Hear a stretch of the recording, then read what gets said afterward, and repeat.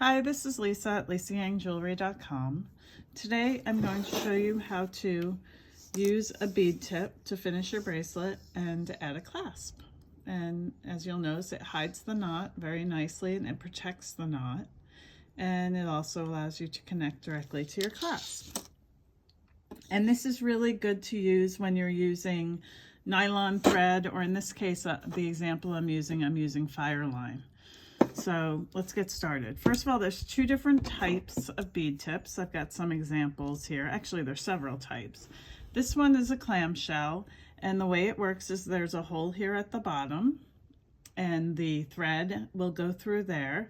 And then what happens is it's got two half circle sides, and once they're closed up, that's what's going to cover the knot. And it gives you a jump ring or an area for you to attach the clasp.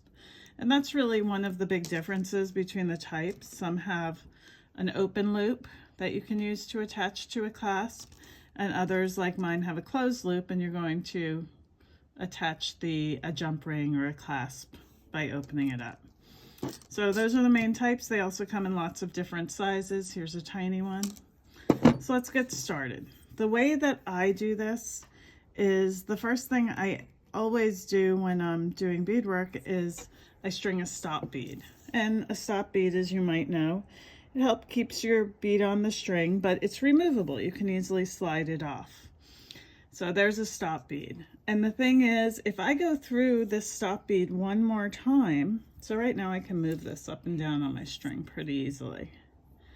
But if I go through the stop bead one more time, it becomes much harder to move. And that's important because rather than knotting, which you can do to keep it from going through the hole in that bead tip, I find that just going through the bead twice and then making sure that I have a bead tip that will cover the bead that I've used as a stop bead is enough for me to get a secure hold. So that's the way I'm going to start. Now I'm going to string my beads like I normally do, and I'm just going to close up that clamshell tip and trim my thread when I'm done. Now the other thing is, that's really easy for the first side, pretty straightforward, but finishing the second side is a little bit more difficult.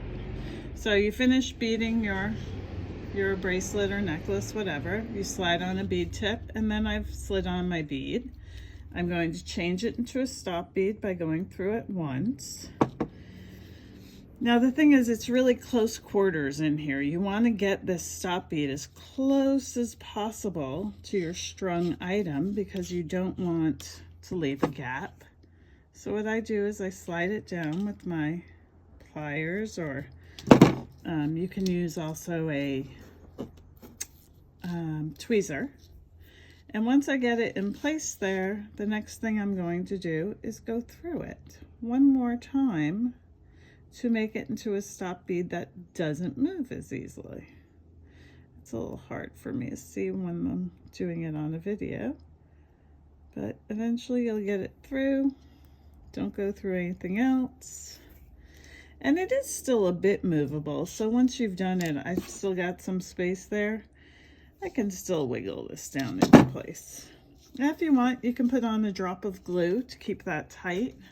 I recommend using GS Hypo Cement. It's got that really fine needle point. And then you're just going to close up your clamshell right around that and attach it to a jump ring and to the other side of your clasp. Oh, I still left a little bit of room there, so I'm just going to give it another little tug and pull it down. There you go.